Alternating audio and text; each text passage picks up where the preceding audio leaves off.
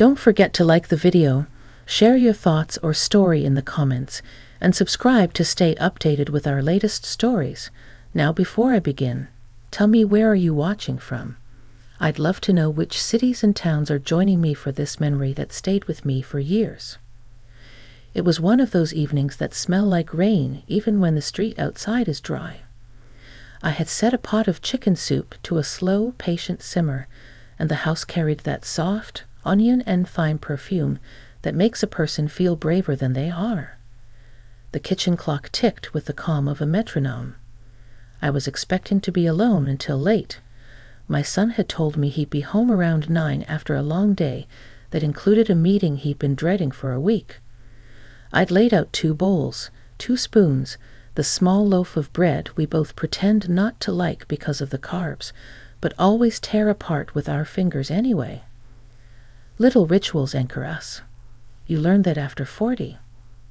The door opened before 6. No scrape of keys, no cheerful, "I'm home," just the gentle click of metal and wood, the sigh of hinges, and then his shoes hesitated on the mat. I remember drying my hands on a dish towel and thinking, that's not normal. He stood in the entryway as if the air itself took effort to move through. He's taller than his father ever was, broader, with that quiet strength men sometimes wear like a heavy sweater, serviceable, unshowy. But his face, my goodness.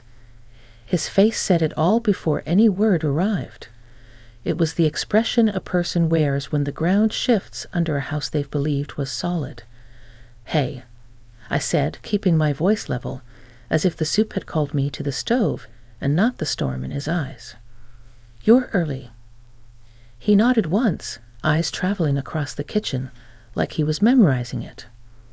The sun had slipped behind the neighbor's elm, and gray light pooled against the cabinets. He took off his jacket and didn't hang it. That told me more than anything.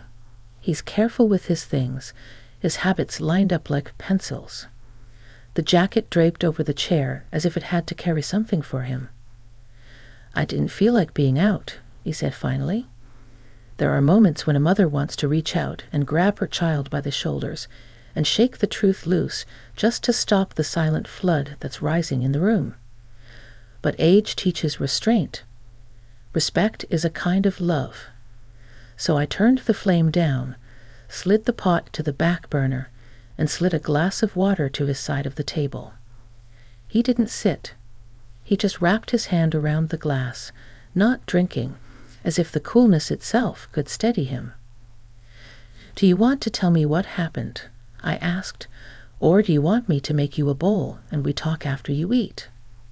He tried for a smile, the way people do to be polite when their heart is somewhere else entirely. "Maybe just a minute."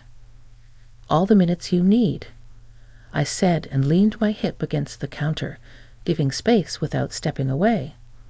He looked down at the floor, the little scuffs our lives leave on wood, and took a breath that sounded like gravel shifting at the bottom of a river. "It wasn't the meeting," he said. "I didn't even make it to the meeting." Outside, a bus rumbled past, its brakes sighing like an old man sitting down. Inside, the clock kept time, every tick a reminder that our evenings do not always keep the promises our mornings make. He rubbed the bridge of his nose the way he used to when he had algebra. I waited. Listening, really listening, takes more muscles than people think. "On the way," he said, "I stopped by the house." He didn't need to say which house. My good sense stepped back to let older instincts take the wheel. The house with the porch that always needs painting. The house 2 neighborhoods away where my ex-husband still piles newspapers on the coffee table like he's building a wall one day at a time. My son had been visiting him more lately, learning to navigate old currents with a steadier hand than I had in those years. "I found a letter," he said, and set the glass down very carefully. "Addressed to me. From him." But he wasn't there. My hand went to the drawer with the ladle and then stopped. Not because I was afraid of the contents of that letter, but because I knew this wasn't about words on paper. This was about promises, about the architecture of a young man's belief in the people who made him, and how that architecture either strengthens or cracks when the weather comes. "Do you want to read it together?" I asked, "or do you want to tell me what it said?" He reached into his jacket and pulled out a folded page, the creases already tired. He placed it on the table between the bowls as if it should be set like a place setting, something to be handled with a fork and knife. He didn't open it. "It says he's leaving the city," my son said, voice steady the way a bridge is steady even when the river is swollen. "A job. Somewhere far. He wrote that he didn't tell me because he didn't want to distract me. He wrote that he'll call me when he's settled." That word settled hum like a false ceiling. I've known men who mistake motion for progress, silence for consideration, and absence for kindness. But the boy, no, the man, in front of me needed something other than my editorials. He needed partnership in the moment his map redrew itself. "I'm sorry," I said, and the words were simple and true and clean, like water. I moved to the other side of the table so I wasn't speaking across distance. "I'm here." He looked at me then, fully, like a person who's been staring at a horizon and realizes the shore was behind them all along. "I left," he said. "I couldn't wait for the meeting. I just left.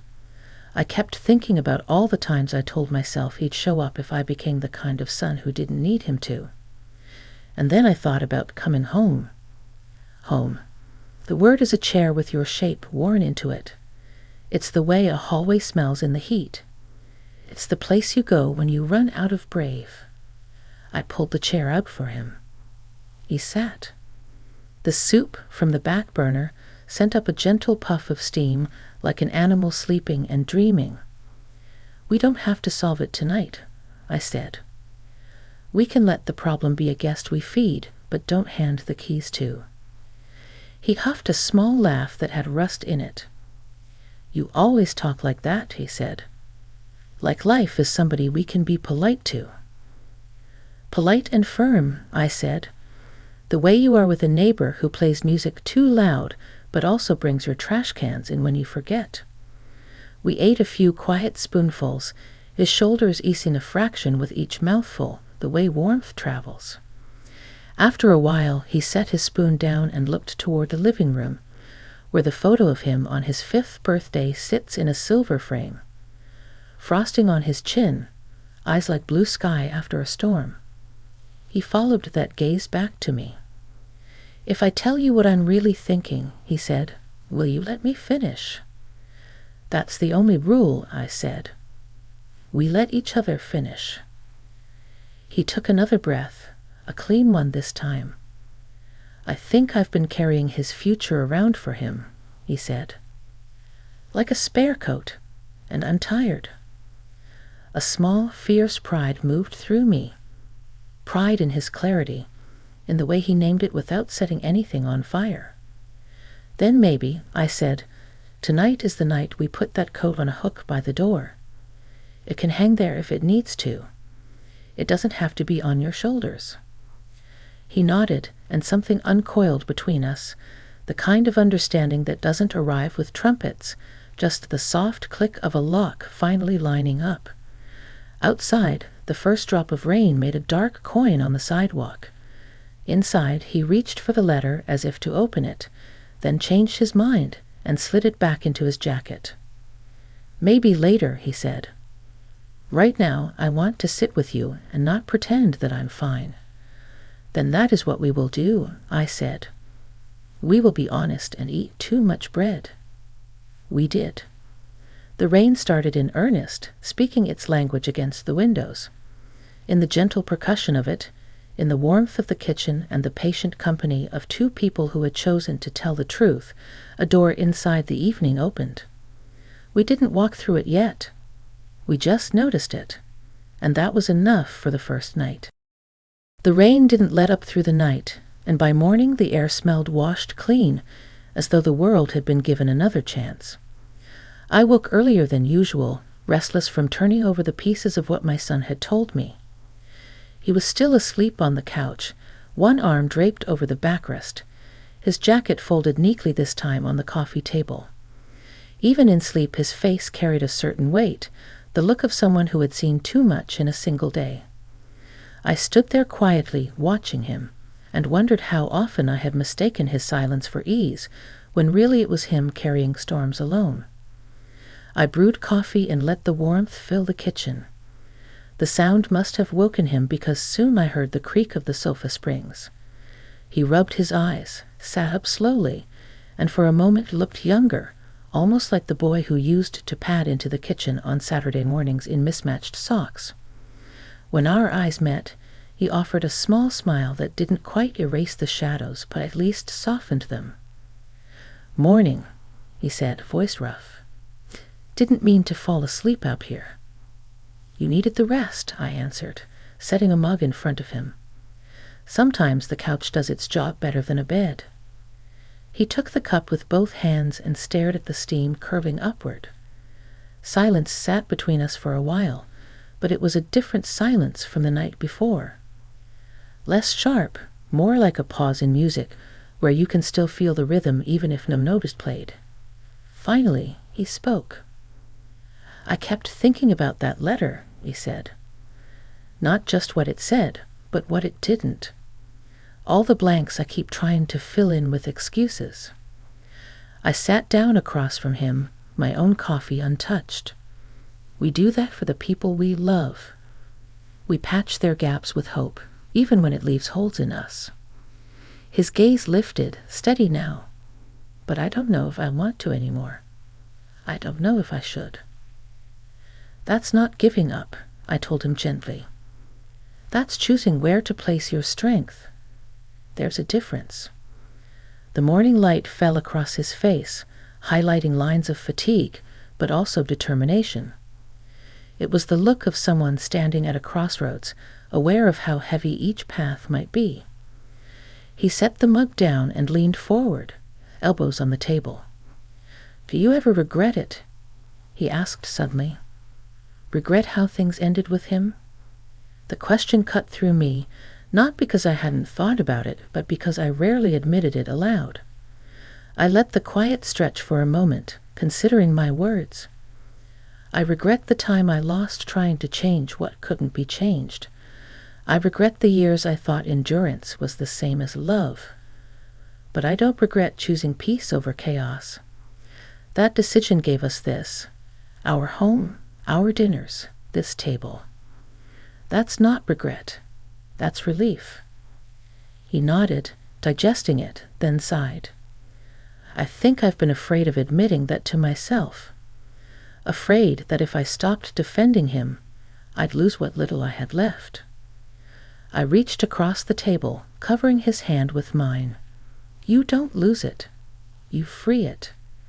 And sometimes what's left is more than enough. The look in his eyes shifted then, not quite lighter, but clearer. He gave my hand a squeeze, a simple gesture that spoke more than anything he could say. Outside, the rain slowed to a drizzle, and the world seemed to pause with us. "Maybe I'll read the letter again later," he said. "This time not for answers, but just for what it is. A page. Nothing more. And when you do," I replied, "remember that your story doesn't depend on his sentences. You get to write your own." He smiled faintly, a real one this time. "With too much bread," he added, trying to make me laugh. And I did. It wasn't loud, but it was the kind of laugh that stays with you, a reminder that even on the heaviest mornings, there are threads of light waiting to be woven into the day. The days that followed took on a rhythm I hadn't expected, slower, quieter, but filled with a kind of fragile honesty that had been missing before. My son and I moved around the house like people who had discovered a new language, one built less on words and more on pauses, looks, and the choice to stay in the same room even when nothing needed to be said. On the third evening, he asked if we could take a walk. The rain had finally given way to crisp air, the kind that carries the scent of wet leaves and distant chimney smoke. We walked down our street, past familiar porches and driveways, each step grounding us in the present moment. He had his hands shoved in his pockets, shoulders hunched slightly, but there was no heaviness in his pace. He walked as though the weight he'd carried for years had thinned, if only by a fraction. "I've been thinking," he said, eyes fixed on the cracked sidewalk ahead, "about how much energy I've spent waiting for him to choose me, and how that waiting has shaped everything: school, work, relationships. I wonder who I'd be if I hadn't been stuck in that loop." His words caught in the stillness of the evening, hanging like the breath we could see in the cool air. I let him walk a few steps before answering. "You'd still be you," I said softly. "But maybe you'd have noticed sooner that you don't have to keep proving your worth to someone unwilling to see it. You've always been enough, son. Always." He stopped then, turning toward me with that look children sometimes give their mothers, the one that mixes gratitude with disbelief, as if they can't quite accept the depth of your love, but need it all the same. "Why didn't you tell me that more when I was younger?" The question stung, though I knew it wasn't meant as an accusation. I drew a long breath.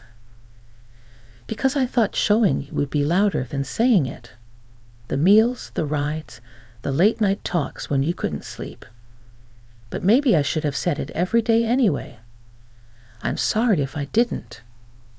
His face softened, and he nodded, as if some part of him had been waiting years just to hear that apology. "You don't need to be sorry," he whispered. "I knew. I just needed to hear it." We resumed walking, our steps falling in sync. The world around us was quiet except for the occasional rustle of leaves.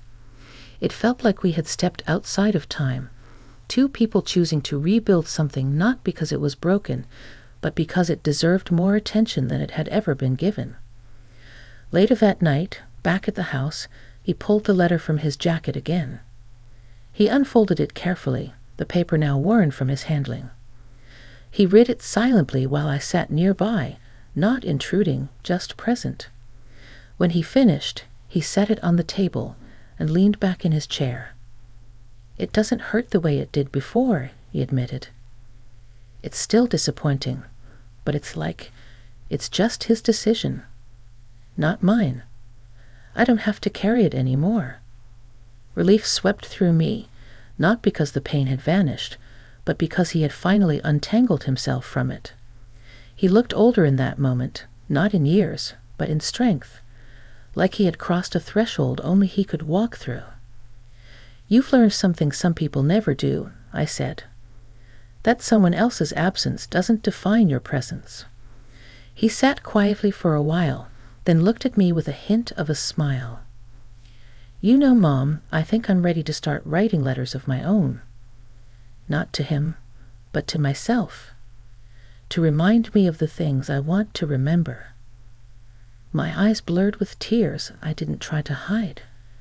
"That's a beautiful idea," I whispered, "and I hope you never stop."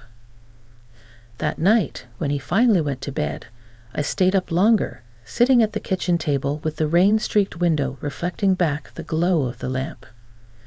The letter still sat there, folded neatly, but now it seemed smaller, less powerful. What lingered instead was the sound of his voice, steady and sure, declaring that he would no longer carry what wasn't his to hold. And for the first time in a long while, I felt certain that we were both going to be okay. The following week unfolded like a slow exhale. The tension that had lingered in the walls of our home began to ease, and I noticed little things I hadn't in years.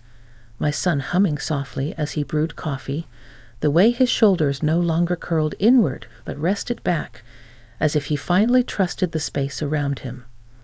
It was subtle, but it was healing, and healing rarely announces itself with fireworks. It arrives in whispers. One evening, we sat on the porch together, wrapped in blankets against the cool night air. The neighborhood was quiet, only the occasional bark of a dog or the distant hum of a car passing by. He leaned back in the old rocking chair that had belonged to my father, and I could tell his thoughts were far away. I waited.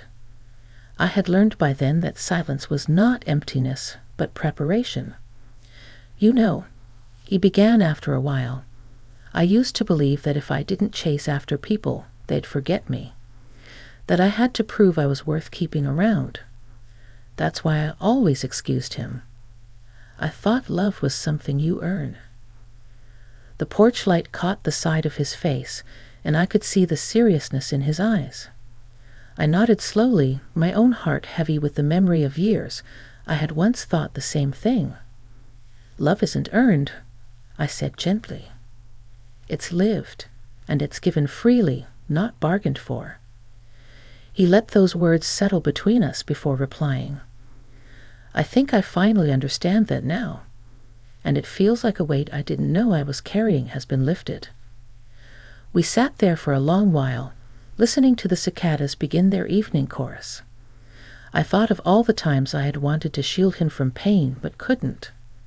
Sometimes life insists on its own lessons, and all we can do is stand nearby with open arms. He turned to me then, his voice softer. "Thank you for last week, for not pushing me, for letting me fall apart without judgment. It meant more than I can explain." Tears stung my eyes, but I let them fall freely. "You don't have to thank me. That's what home is for. To hold you when the world doesn't." For a while we just sat, rocking in time with one another, as though the quiet rhythm itself was speaking. And then, unexpectedly, he chuckled. "Do you realize," he said, "that we've eaten more bread this past week than probably in the last 2 years?"